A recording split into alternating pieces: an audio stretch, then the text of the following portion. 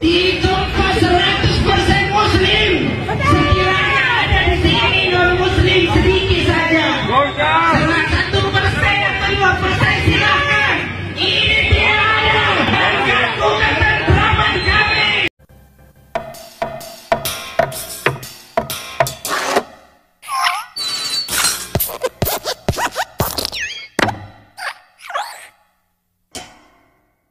Salam saudaraku, di konten ini saya akan membahas kasus yang saat ini sedang viral di Parepare ya, terkait dengan penolakan terhadap sekolah Kristen Gamaliel.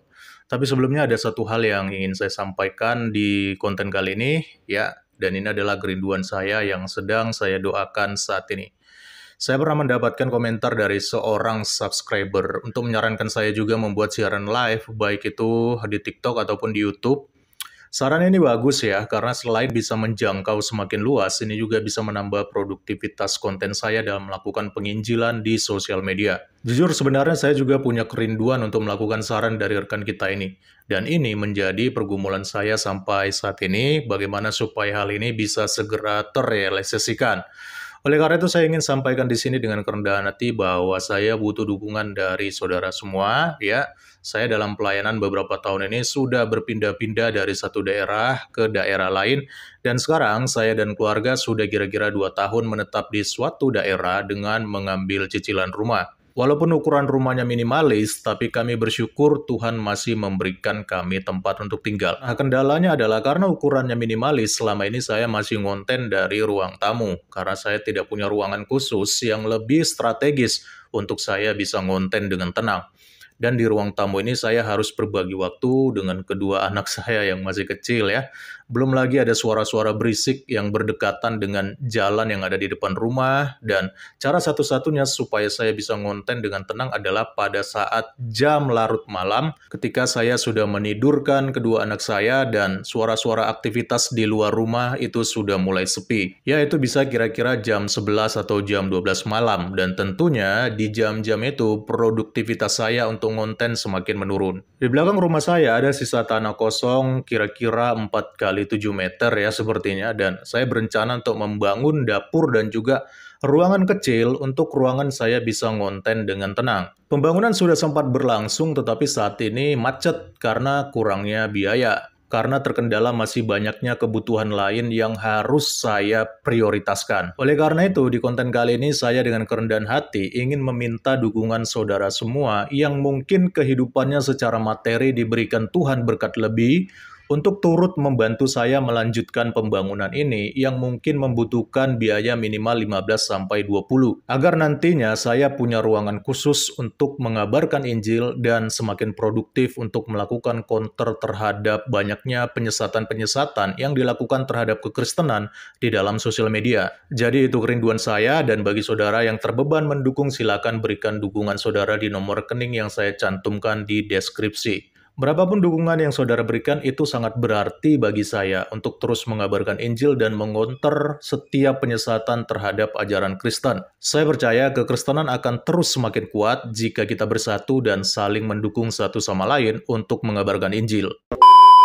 Baik, sekarang kita akan kembali ke topik ya. Kasus pembangunan sekolah Gamaliel Parepare sampai saat ini masih terus mendapatkan penolakan demi penolakan dari warga setempat yang merupakan mayoritas Muslim. Bahkan DPRD Kota Parepare juga secara tegas menolak pembangunan sekolah Gamaliel ini. Alasannya sih katanya pihak yayasan sekolah tidak bisa melengkapi dokumen-dokumen yang diperlukan dalam pembangunan sekolah. Tetapi alasan ini dibantah oleh pihak yayasan dengan mengatakan bahwa semua dokumen-dokumen persyaratan untuk membangun sekolah itu sudah dilengkapi. Dan itu disampaikan langsung oleh Wakil Ketua Yayasan ketika diwawancarai oleh Detik Sulawesi Selatan. Tetapi walaupun pihak yayasan sudah menyatakan bahwa dokumen persyaratan mereka telah lengkap dan mematuhi undang-undang yang berlaku, kaum intoleran tetap saja tidak terima dan mereka kembali menggelar demo pada hari Jumat tanggal 20 September seperti yang ada dalam video kali ini. Di tempat 100% muslim.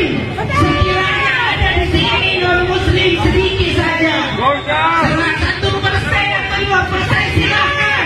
Ini tidak ada. Siapa yang mau disekolahkan di sini?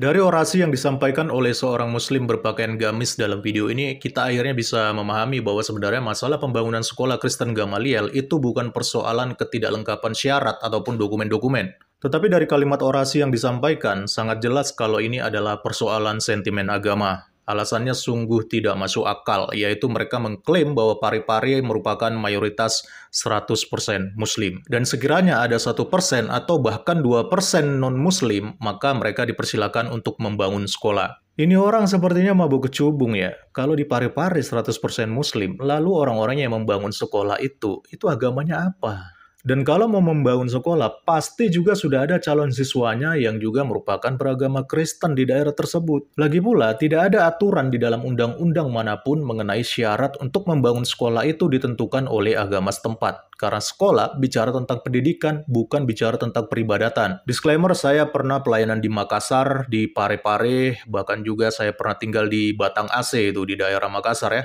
Dan teman-teman saya Kristen juga banyak di sana di Pare-Pare ya. Jadi kalau si pakaian gamis ini mengklaim Pare-Pare 100% Muslim, mungkin dia perlu disadarkan dari mabuk kecubungnya. Berita seperti ini harus kita bantu viralkan ya, sebagaimana ada Abu Janda, lalu juga Mata Naswa, lalu ada Tretan Muslim, dan beberapa media nasional lainnya juga memviralkan masalah ini agar bisa sampai ke telinga pemerintah pusat.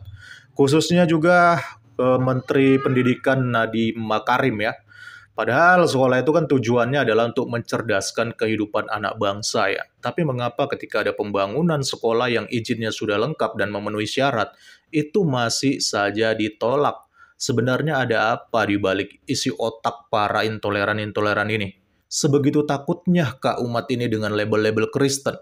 Ada pembangunan gereja mereka takut, sekarang sama sekolah Kristen pun mereka takut. Harusnya kalau mereka mau takut, takutlah kepada sekolah-sekolah pesantren yang selalu saja ada kasus pencabulat terhadap para santri-santrinya. Itu yang harusnya mereka demo, bukan malah sekolah-sekolah Kristen yang sudah banyak terbukti, banyak memberikan kontribusi pendidikan yang baik untuk mencerdaskan kehidupan anak bangsa. Salam kritis, Tuhan Yesus memberkati. Salam. Apa sih alasannya menyekolahkan anaknya di sekolah Katolik begitu? Bagi saya pendidikan itu adalah yang utama, apalagi anak itu adalah penerus daripada kita ya. Di sekolah Katolik di Madiun sendiri itu kalau menurut kami itu lebih berdisiplin dibanding sekolah-sekolah yang lain. Itu pilihan salah satunya. Apakah Ibu tidak takut begitu ya tentang sekolah Katolik karena ini nanti kristenisasi terhadap anak-anak begitu? Bagaimana menurut Ibu?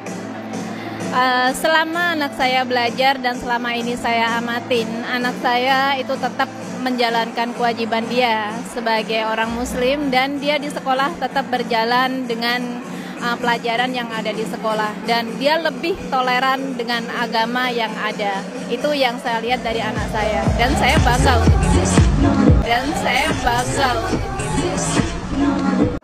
Oh my goodness.